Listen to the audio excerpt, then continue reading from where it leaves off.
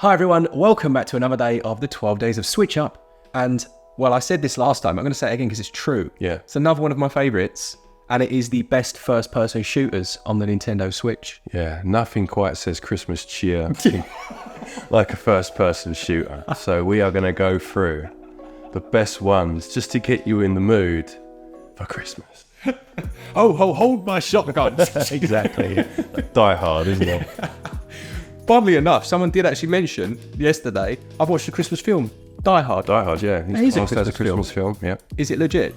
It's got Christmas in it. It's as much a Christmas film as Batman Returns or Home Alone or those others. Gremlins, another one. Gremlins is a good film. A good film, and it's got Christmas in it, so isn't a first-person shooter though. Should be. Remember, we're giving away a Switch OLED at the end of this 12 days of SwitchUp. Hopefully you are enjoying it as much as we are, because right now we're probably not doing any work. Yeah, exactly. It's lovely, yeah. Amazing. Don't forget, if you want to win that OLED, you need to comment on every video, and then we'll pick someone at random at the end of the series, of course. And just a quick thank you to the sponsor of this series, Untold Tales. Their games are currently on a big 90% sale, and we'll highlight one of those games in this video. Absolutely. All right, what are the best first-person shooters? Well, let's find out.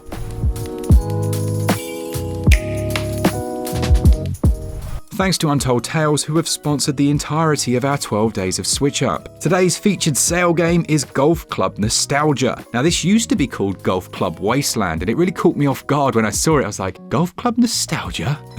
I'm sure I've played a game that looks like that, but whether it's nostalgic or waste, it's a really fun game that sees you basically playing golf to help with the platforming as you move across a post-apocalyptic environment. The story goes that all the rich people left Mars, because that's your home now. They ventured back to the desolate planet Earth for one more round of golf. Let's be honest, they would do that, wouldn't they, if they could?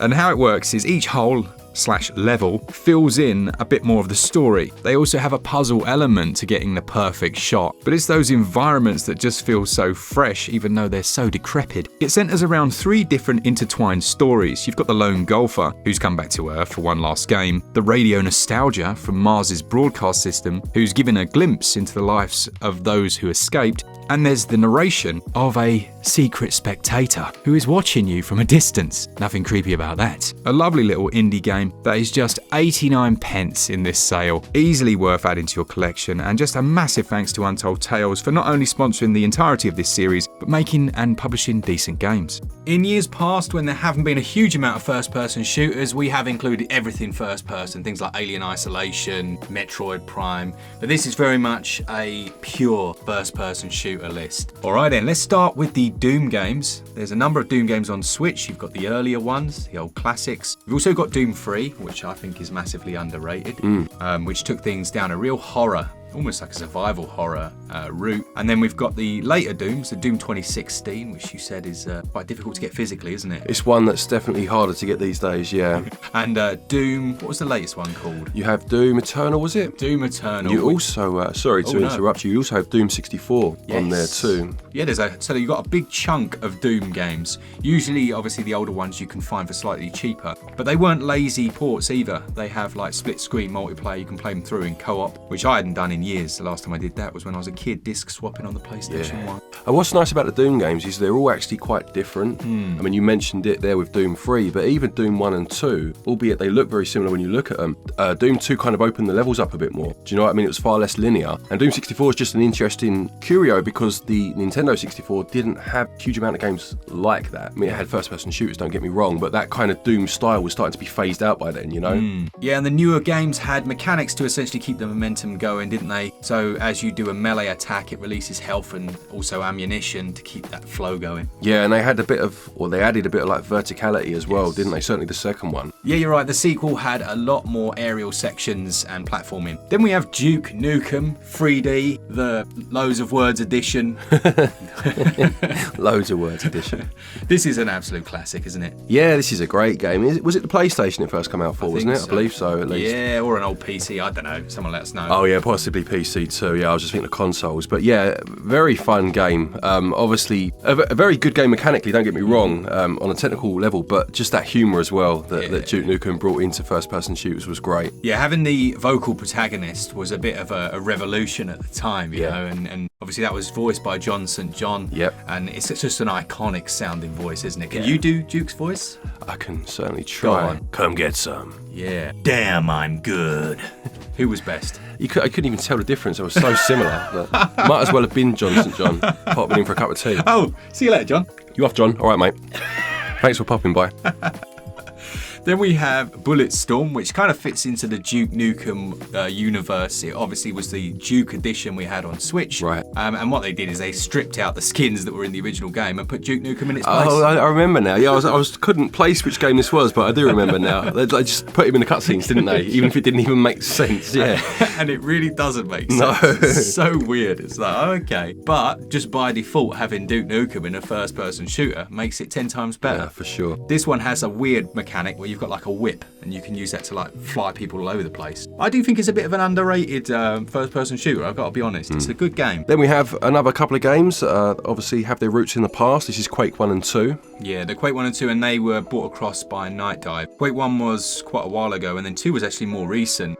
Just brilliant ports. Like, really, we don't say that lightly in terms of every aspect of the game, even including new content that wasn't there originally. It's nice to be able to say that these are the best way you can play these games. Yeah, and it's nice to see games such as these be released many years later and just still feel so good to play, you know? And a game I think that probably took a lot of inspiration from many of these old classics, but comes from, I think it's a solo indie developer, is a title called Dusk. Now, Dusk is, it's like a halfway house, really. It has that, like, Duke Nukem, Quake, but it's almost more of a horror. Yeah, for sure. That's kind of how they tried to differentiate themselves from what they've been inspired by, wasn't it? By choosing that horror route, to an extent anyway. Yeah, this is a good game, actually, isn't it? One that you could quite easily overlook, you know, if you're not sure how good it could be, but definitely one that's worth picking up and stands shoulder to shoulder with a lot of these games. Yeah, and off the back of that, we have another one that was bought, well, it's actually 3 games, the Turok series, or Turok, depending where you come from. Yeah.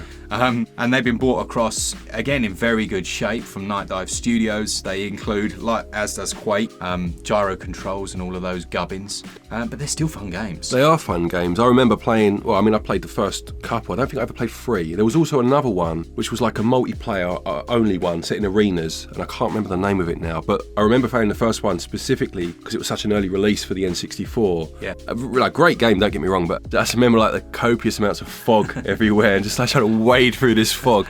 And obviously they've done something about that these days and removed it because it was there to hide some deficiencies. But great games, really fun. Yeah, it's nice. And what I will say about these developers, they keep things like that if you want it. You can like turn that back on and have it exactly how you remember it. I'm sure it was called Turok Arena. I think it was Rage Wars. Just as I was talking, it was kind of, you know, the cogs were turning. I think it was Rage Wars. Please do let us know in the comment section though. On to a completely different series then, much more modern. We have the Metro series. Now, I originally played these on PC. This was one of my like earlier PC first-person shooters, and it features a little fella. He might not be little. No. A little geezer. Not literally. No, called Artyom. Artyom. You always hear his name. Everyone. Artyom. You're like, all right, I get it. You wouldn't do that in real life, would you? I wouldn't be like, Glen, no, Glen all the time. Not all the time. Once I've said it once, that's enough. Yeah, I reckon. But these are nice. They're another mixture of like that almost survival horror feel. They're not survival horror games. You're just firing bullets like an absolute madman. Yeah, exactly. They're kind of set in a dystopian, well, not even future necessarily, but you know, a kind of alternate timeline almost. They're based on books, aren't they? They are. Yeah. I've only played the first one of these, but yeah, very good shooters. Really enjoyed the one that I did play actually. Yeah, the second one took it down the route of like being able to modify a bit more and more stealth as well, which I love. I know you're not a huge stealth fan. Not the biggest fan of, no, but it's nice. It was a bit more freedom. What we got next? Next, then we got the Wolfenstein games. Now on the Switch you have Wolfenstein 2 and was it, I forget, Youngblood, thank you, I had New Blood in my head. You don't have any of the older ones as far as I can remember, which is strange. I'd love to see those come over. Yeah, it is odd, isn't it, not to have even the original, you know, have that come across. I don't see why not. And the first game, really. And the first game, of course, of the new ones. They're brilliant games. I think I would really like to see a sequel actually to all of these. I feel like it's a series that could have another outing with the original cast. Not with those new ones. Those new ones upset me. But yeah, no, the Wolfenstein, the way they remade, or not quite remade, but rebooted, I suppose is a better word, isn't it? This series was great, wasn't it? It was almost like, what's the phrase? You know, something you never knew you needed until it existed. Yes. You know? I don't know the phrase, but I know exactly what you mean. Yeah. Next up, we have the female protagonist-led Ion Fury, which has some links to Duke Nukem, doesn't it? It does. It's, I'm pretty sure there's some of the team behind this game that obviously worked on Duke Nukem, and John St. John also has a role to play in terms of voice acting, doesn't he, in this one? Yeah, it's nice to hear that voice. It's quite weird when it's not the main protagonist. Yeah. But I think the main protagonist here is called Shelley. I think that's right. You'll have to let me know in the comments, but I think that's a cracking name for the main protagonist. It's a good game. It does feel like you've just jumped back in time into Duke Nukem, and I say that in the best possible way. It's a lot of fun to play this. Then we have the Crysis series that made its way onto the Switch, as well as everything else in the universe by this point.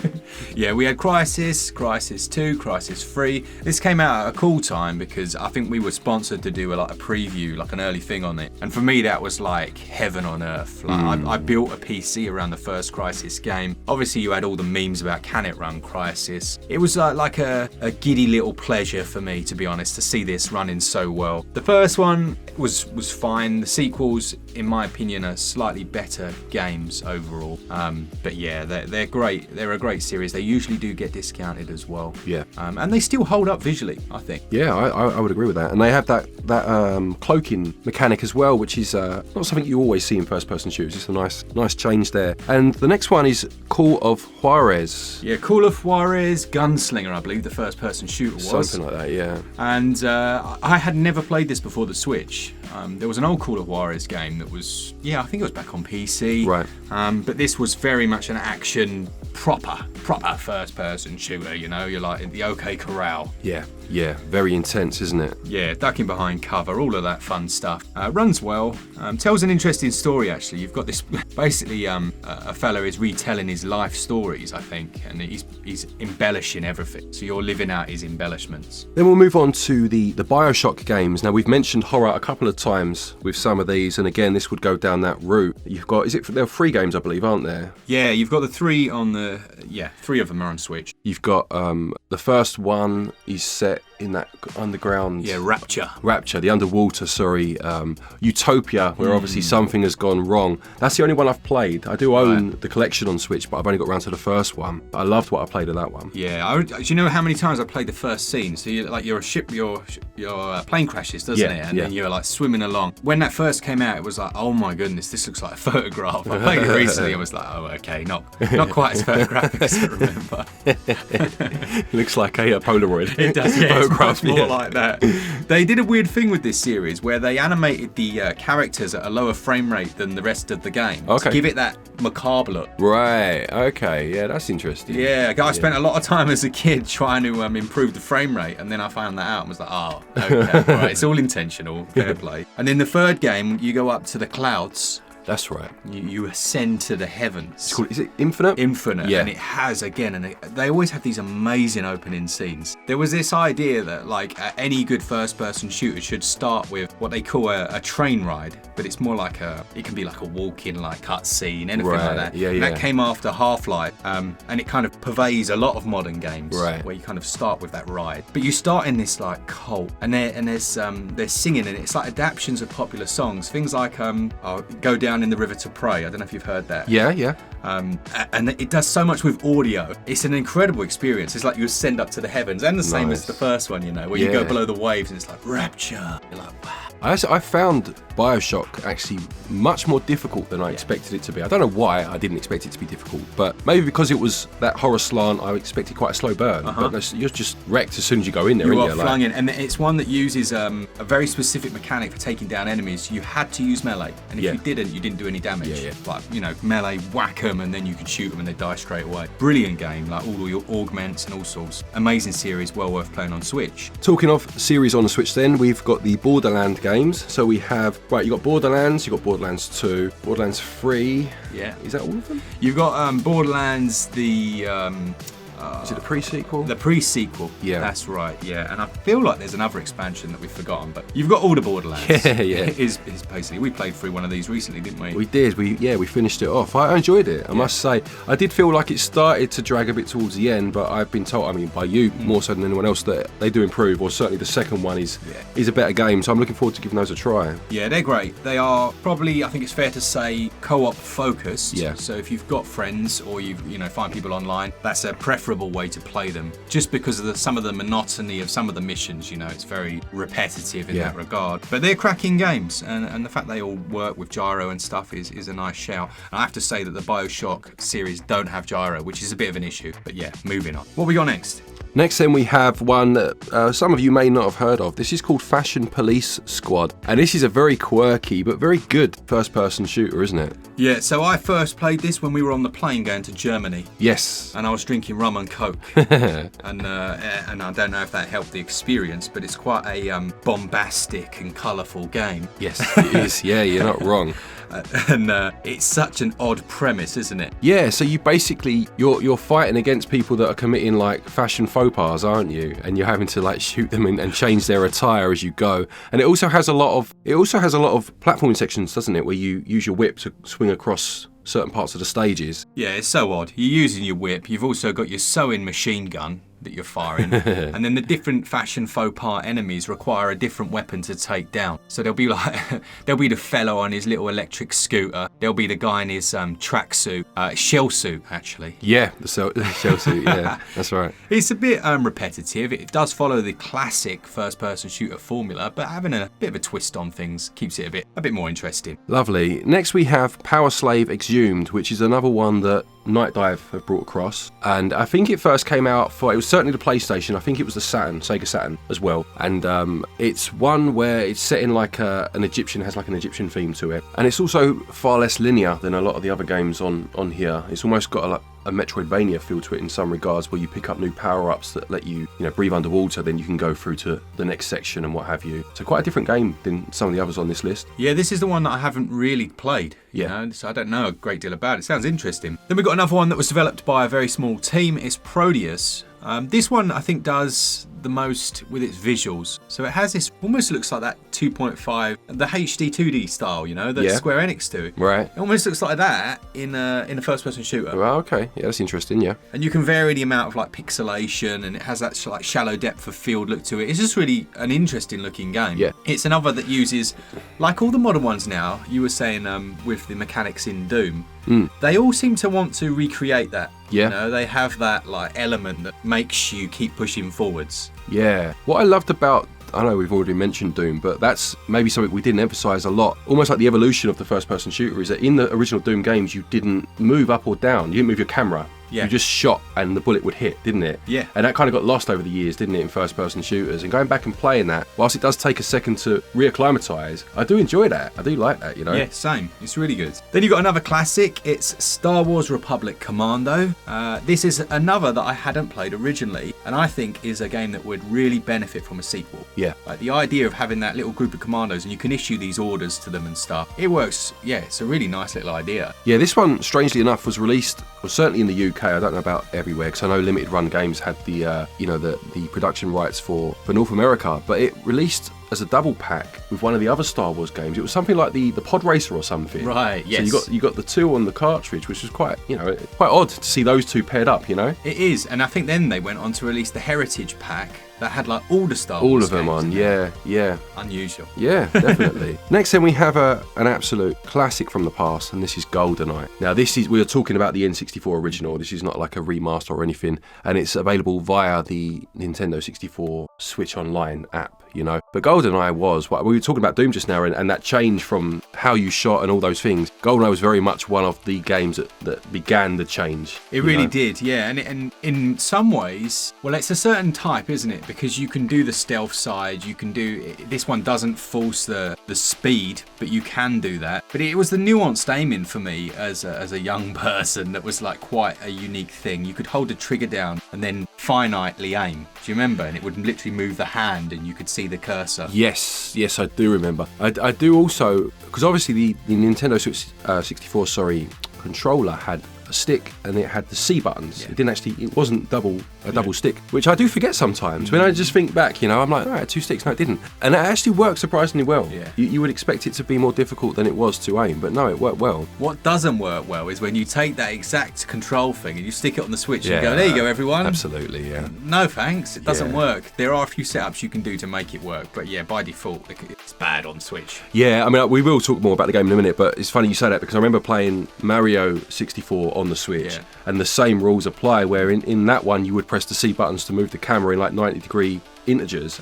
Trying to do that with the stick, the second stick, was an absolute pain in the bum. But no, Goldeneye though, great game. It was obviously very story heavy with those missions that you had to fulfill and the little secondary objectives that you could carry out to complete each stage at a higher difficulty level. And then of course the multiplayer. Yeah, the multiplayer was the way, wasn't it? Yeah, it was great. It was great. If you played as Oddjob, you were cheating. Yeah, it was a cheat. Wasn't it? It was a complete cheat. But it was good. And then you get your big head mode cheats and all of that. Yeah, DK mode it was called, wasn't it? It's great. Yeah, it's good. So good. For England, James. For England? No, for me. Bang. Severed Steel, another from a small developer, which is nice to have so many on this list actually. And it's had a few bits of patchwork and stuff. This has just made its way onto the list because it's not what I would class as a fully classic first-person shooter. There is a bit of an arena element to it, but actually it's more like small stages. There's quite a bit of platforming to them. Imagine if you combine the Matrix with a first-person shooter. I guess this is the closest you get. Has that bullet time slow-mo mechanic. Oh, I'm you with shoot you. through walls as well, which is always awesome. Yeah. Yeah, that old Red Faction style wallet. Then we've got Bright Memory Infinite. Now, I believe I'm right in saying this was the one that was made episodically originally. Is that right? It's got that lovely, very impressive looking art style to it. Yeah. There was one fella that made it, and I think he originally made a smaller version. It's very, very short, wasn't it? Yeah, really short. And then he got a bit more budget and was able to create the full version, which again is still very short. Yeah. But a very good game to play. It's if you can take that side of it and you're happy with that, then definitely worth playing. And yeah, it just looks great. It really has a lovely look to it. Yeah, there's a few melee mechanics in there as well. It does that thing where you can hit them, I think with a sword or something, and use that to stagger them. And there's some boss fights in there that were quite tough actually. But I just wish there was more, and it would be interesting to see what he does next. Then we have Serious Sam, and I think there are a couple of options on the Switch in regards to this series. Yeah, I don't know, I loved these back in the day. These came out on PC, and just you have this enemy that there'll be 150 of them coming across the screen, and at the time it was things that had never been done, Seeing 100 enemies on screen was like, wow. But it was so ludicrous. On the one hand, it's like a technical marvel in that sense. Yeah. Well, it was. And on the other, it was ridiculous. They're screaming at you as they run towards you. There were these giant ball things you had to fight. It was just a pure shoot as much as you can first-person shooter. I know the Switch version also has quite a bit of multiplayer aspects to it that you can enjoy doing co-op and stuff. But yeah, classic, ridiculous games worth adding to your first-person shooter collection. A more recent one with your classic Lovecraftian elements is Forgive Me Father. Yeah, I haven't played this one, but your review did intrigue me, I must say. Yeah, I think you should pick up the physical for this if you haven't already got it. This is, it has those Lovecraft elements. It is a bit, I don't even know how to describe it. It's a little macabre, it's a little odd. It will do things with your view to reflect your state of mind. Yes. Yeah, I mean, a big part of Lovecraft in terms of his writing, well, there were two things that would kind of distinguish it, aside from obviously his lore and the monsters and whatnot. One was the idea of things being unfathomable to humans to comprehend the horror of it, which is why it translates poorly sometimes because you're showing so much. Yeah. And the second is the idea of sanity and how it's affected as you go on, Right, yeah, that sanity system plays a massive part. Yeah. The more insane you go, the harder it gets. Yeah. But I think you do more damage. Right, yeah, that makes sense, yeah. Another one that didn't come out too long ago on Switch, at least, is Rise of the Triad, the Ludicrous Edition. Yeah. That is a great name. It's a good name, yeah. It's a classic first-person shooter. It was ahead of its time when it launched. Again, think along the lines of things like Duke Nukem, Quake. It's like a hybrid with elements of something like Hexen. Really good if you like those originals. It does show its age. I remember, even now playing it on Switch again, I got stuck in the first 5 minutes. Right. Because it doesn't give you anything on a plate. Yeah. It's like, there's a locked door, what are you going to do about it? And then it doesn't give you any, you're like, hang on, I'm stuck. There's nowhere I can go. Yeah, and you find like a key, I don't know, hidden behind a peanut on the ground. You're like, okay, all right. Do you know what makes me laugh? Like, and it's not a criticism because I do it too. Like, it is just the way it is. We harken back to the days of, games never, you held your hand in my day, mate. And as soon as a game either doesn't or it's an old game again, you're like, well, this is crap, innit? Why is he not telling me what to do? It is. We've been like, I don't know what the word is. We've been trained not to search properly. Yeah, I know, yeah. Right, the final one is, I believe it's part of the Warhammer series, and that's Boltgun. Yeah, Boltgun. This is quite an impressive modern-day boomer shooter, which is what this list is mainly made up of. And it uses exactly, probably most of the things we've spoken about, spread across all of the games we've talked about so far. It uses elements of the speed mechanic you're talking about. This has a chainsaw that allows you to leap from one side to the other. Oh, okay, yep. So as soon as you kind of, it has a lock on and you like jump out of windows, slow-mo. There's that chain and it is just brutal. You hold the button down and you just keep chainsaw and you cut people in half and it's lovely. I love the look of it as well. Yeah, nice. Well, that's a big old list there, isn't it? There's a lot of games on that list.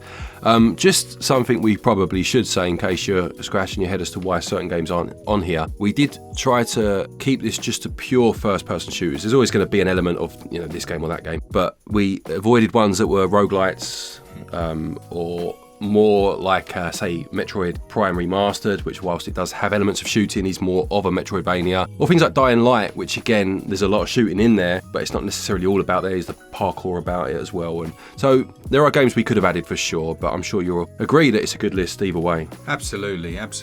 We've got all love for Alien Isolation, but we wouldn't class it as a first-person shooter. Yeah, absolutely. That's another one.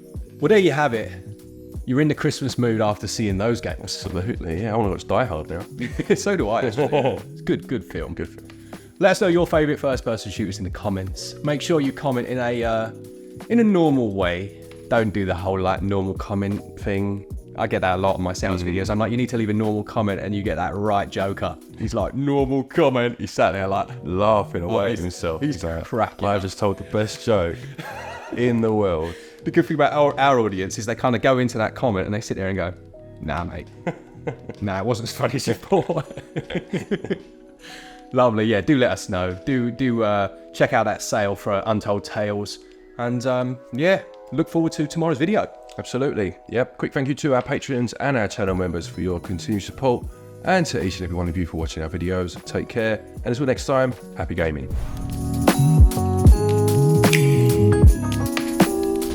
I'd just like to disclaim that I'm feeling rough. He's feeling rough. We're both feeling rough. And apparently I look a lot paler than Glen. And I'm not normally the paler one, I wouldn't say. No. Because I'm quarter Jamaican, so, Jamaican me crazy.